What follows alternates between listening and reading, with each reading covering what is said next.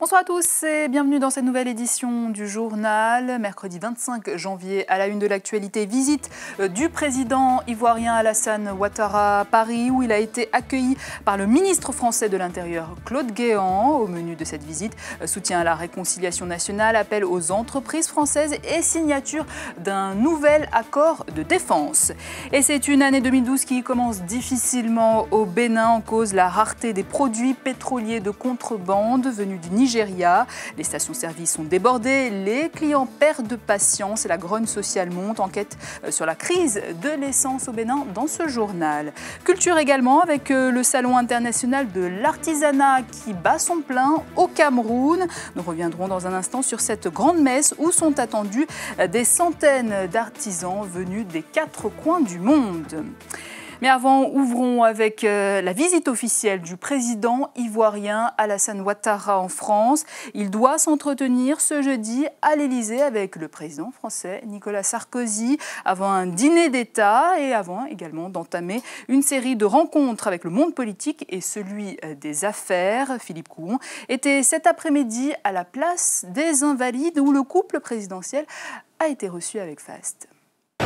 Accueilli cet après-midi aux environs de 15h30 à l'aéroport de Paris-Orly par le ministre français de la Défense, Gérard Longuet, la visite d'État du couple présidentiel ivoirien s'annonce déjà à pas de course. Après les honneurs de la France offerts au nouveau pouvoir d'Abidjan au pas des 192 chevaux du 1er régiment de la garde républicaine à Paris, place des Invalides, le président Alassane Ouattara entame sa visite, la première officielle, en Hexagone depuis sa prise de pouvoir, demain, par un dépôt de gerbes sur la tombe du soldat inconnu au pied de l'Arc de Triomphe avant de rencontrer son homologue français Nicolas Sarkozy, d'abord pour la signature d'un nouvel accord de défense et de sécurité entre les deux États, puis par un dîner offert par le couple présidentiel français.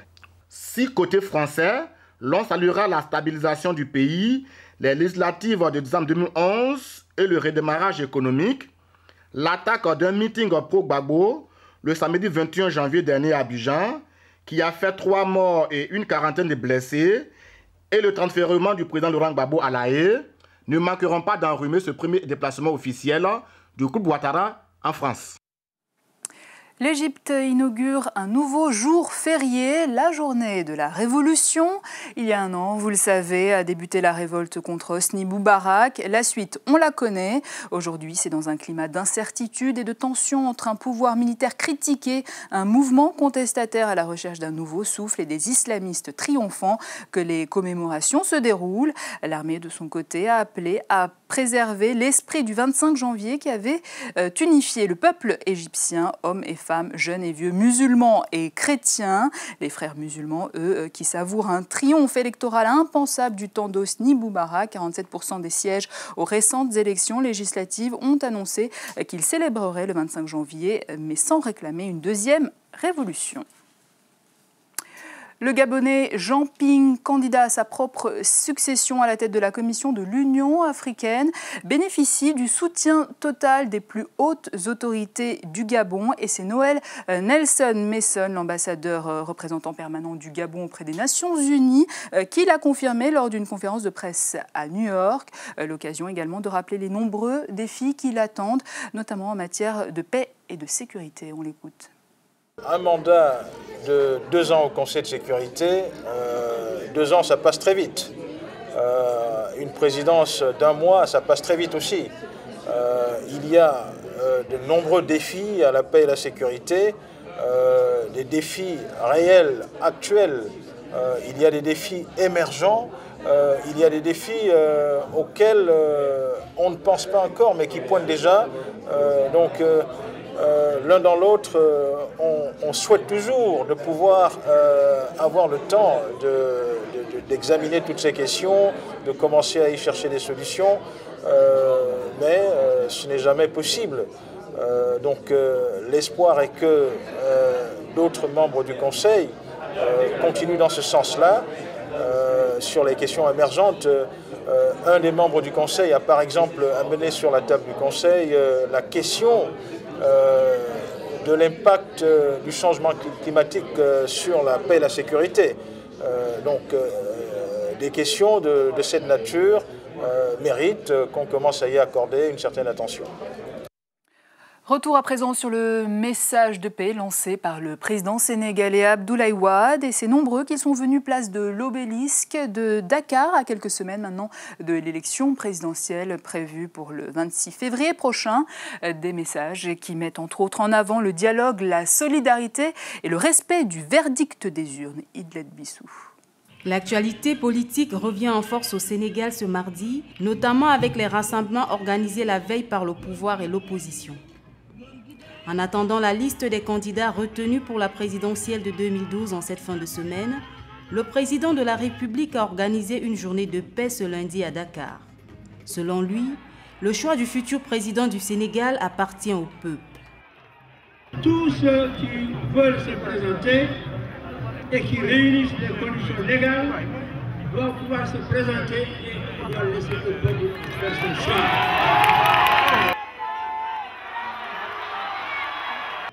Hommes, femmes, tous de blanc vêtus, mouchoirs à main, ont massivement répondu présents à cette journée qui lance un message de paix en cette veille de l'élection présidentielle.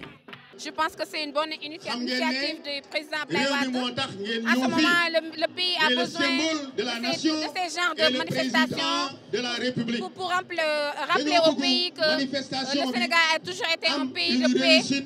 Soyons pour la paix, pour le Sénégal et partout dans le monde. La résolution de la paix présentée aux Sénégalais à cette occasion lance un appel aux partis politiques.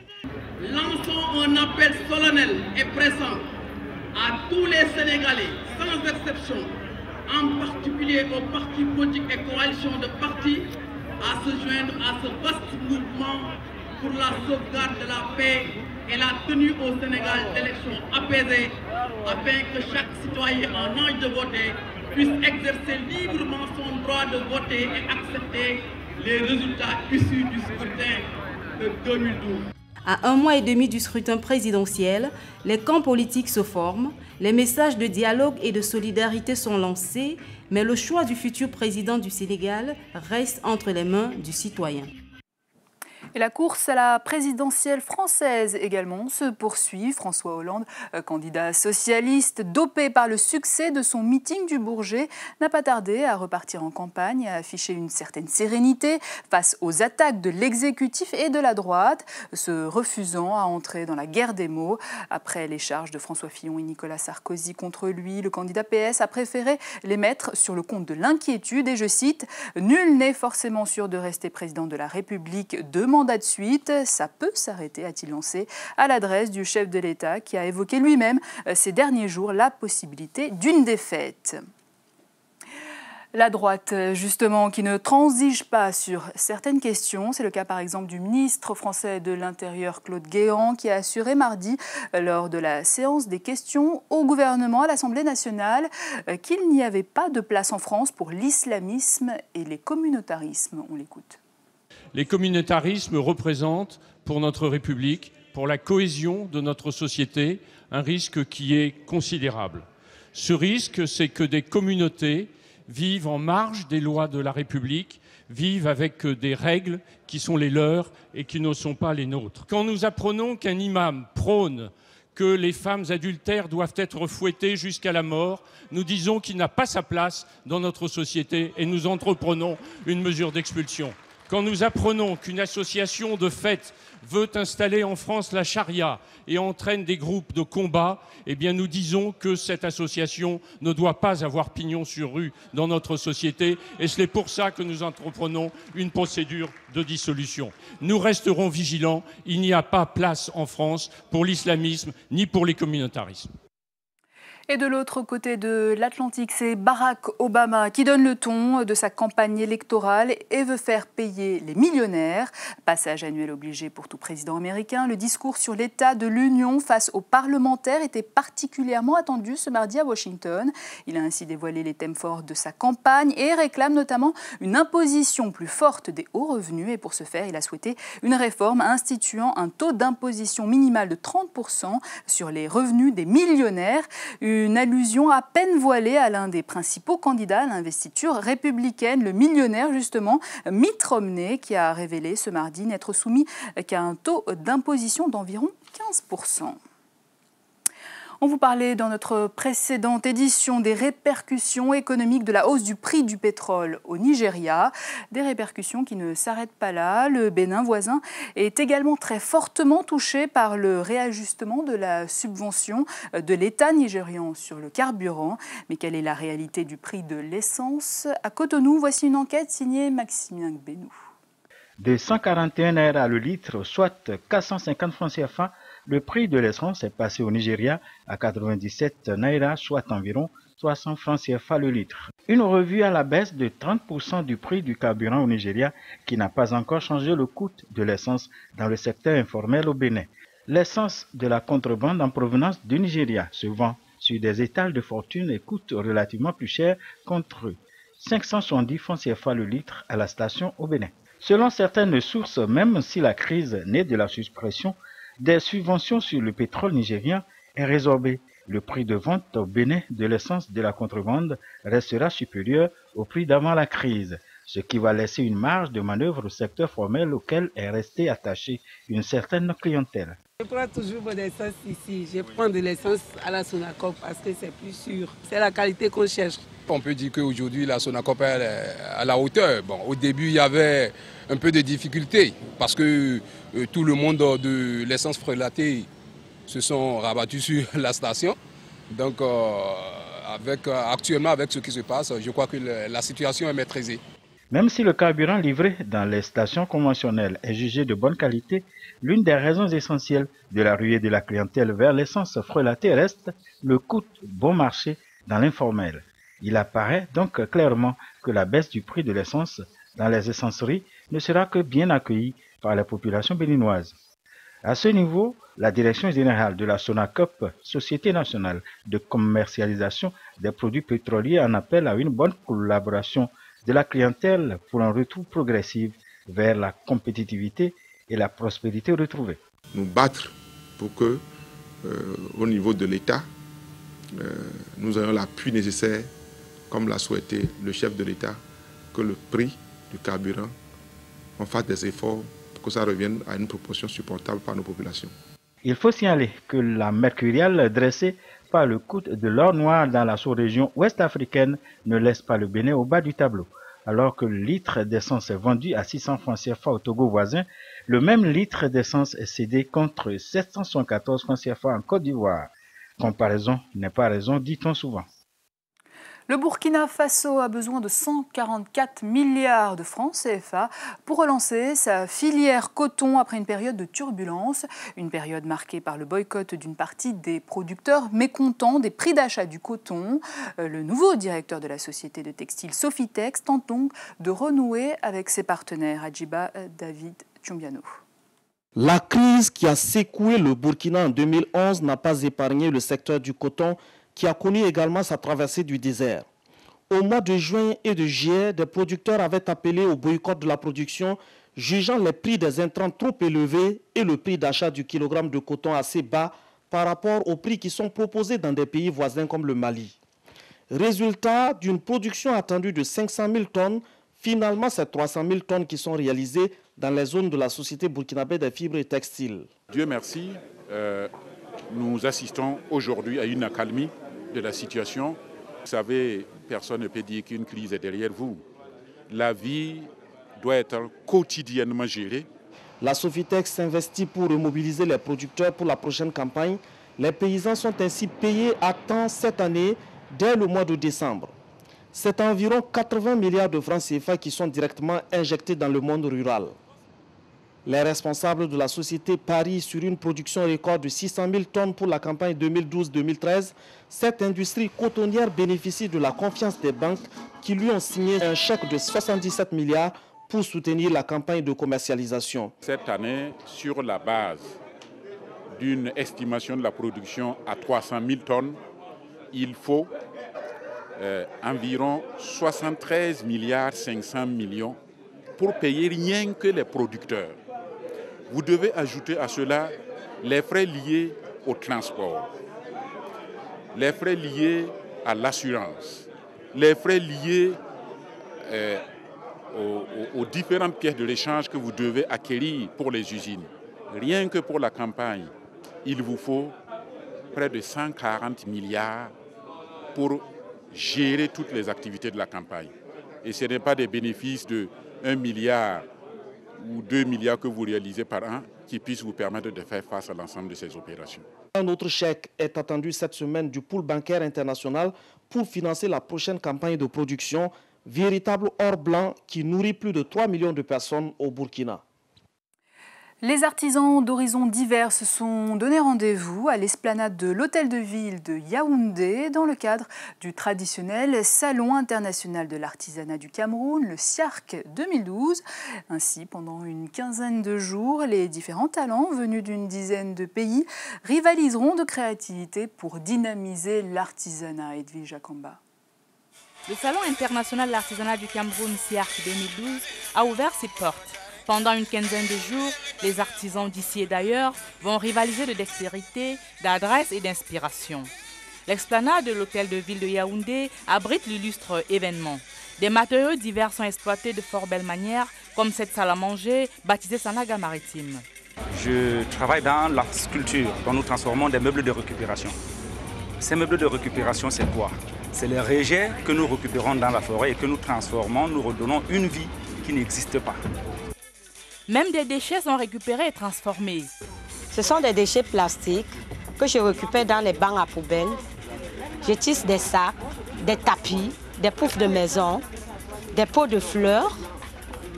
Mélangés à du sable fin, les plastiques recueillis des décharges expriment l'art. Tel que vous voyez, c'est des pavés que nous avons fabriqués avec la récupération des déchets plastiques. La terre battue, la fonte, la teinture, le bambou, le raffia, le cacao, la coiffure et même la cuisine marquent de façon très appuyée leur présence ici au SIARC 2012. De manière artisanale, cette ressortissante de l'Est du Cameroun, de Messamena précisément, explique comment elle transforme le cacao. Ça, c'est le caramel de cacao. À base de cacao, des fèves de cacao, on les grille, puis on enlève les peaux, on prépare comme nous faisons l'arachide au caramel. Les tisserands, les vanniers et plusieurs autres artistes vont montrer et démontrer leur talent à travers des formes, des figures et tableaux extraordinaires. Comme tous les 2 ans, le Salon international de l'artisanat ouvre ses portes. L'artisanat au Cameroun fait son bon nombre de chemins, davantage de découvertes, davantage de très belles choses. On passe à présent à notre Minute Cannes 2012 avec la Guinée qui commence mal en perdant ce mardi 1-0 contre le Mali. Ibrahima Sori Keïta, dit Petit Sori, ancien joueur du club guinéen. Le Afia a suivi de près depuis un café de Conakry le premier match du Sili national. Petit Sori, actuel directeur général du stade du 28 septembre, revient sur cette rencontre. En prélude au Salon du Livre de Paris qui se tient chaque année en France du 16 au 19 mars, le ministre de la Culture et de la Francophonie a organisé une conférence de presse relative à la participation de la Côte d'Ivoire au Salon international du Livre de Paris. À cette occasion, le ministre Maurice Bandama a donné les raisons profondes de la présence de la Côte d'Ivoire à ce grand rendez-vous culturel. À cette 32e édition du Salon du Livre, il aura plusieurs éditeurs et des représentants des métiers du livre. Son originalité cette année, c'est d'être ouvert au grand public et se tiendra sur plusieurs jours, selon le premier responsable du ministère. C'est une occasion pour que ceux de la diaspora et les auteurs qui viennent d'Abidjan et de Côte d'Ivoire puissent se retrouver et pouvoir parler de leur pays. Donc nous pensons que nous comptons sur leur présence et nous souhaitons qu'ils participent de façon effective à ce salon. Pour repositionner la culture ivoirienne au premier plan, le ministre a décidé de faire du secteur du livre le fer de lance de son action culturelle en 2012. C'est pourquoi la Côte d'Ivoire ne saurait rester en marge du grand événement annuel international qu'est le Salon du livre de Paris. Excusez-nous pour ce petit souci de magnéto. Il s'agissait, comme vous l'avez vu, de la Côte d'Ivoire qui sera présente cette année au Salon international du livre qui va se tenir donc à Paris en mars prochain. Et tout de suite, donc, on va passer au sujet de la CAN avec donc la Guinée qui commence mal et c'est Petit Sori, actuel directeur général du stade du 28 septembre, qui revient sur cette rencontre. Mali-Guinée a été un beau match dans l'ensemble. Les Guinéens n'ont pas démérité la vie, ils n'ont pas démérité. Ils pouvaient avoir cette victoire depuis les premières minutes de la première mi-temps. Mais Dieu n'a pas voulu, la maladresse a été de notre côté et aujourd'hui on n'a pas eu beaucoup de chance. Sinon en occasion de but, moi j'ai compté au moins 9 occasions de but net qu'on pouvait sur les 9 au moins réaliser 4. C'est le sang-froid face au but et l'accélération qui nous a manqué les dernières passes. Là où on devait être, on n'était jamais là. C'était ça. Mais ça peut se corriger pour les prochains matchs. Côté malien, ils ont fait une occupation rationnelle. Ils ont joué sur le temps. Compte tenu de l'expérience qu'ils ont au milieu du tir, ils ont pu casser le rythme à tout moment, accélérer quand ils voulaient et jouer contre nous sur le temps. Ils nous ont amenés à commettre beaucoup de fautes qui les favorisaient et qui les faisaient gagner quelques secondes. Et pour finir, un petit clin d'œil à tous les hackers qui nous suivent. Vous avez sans doute entendu parler ces derniers jours de la fermeture du site de partage de fichiers méga upload. Une question qui agite le web. Officiellement, le site a été fermé car il ne respecte pas la législation sur les droits d'auteur.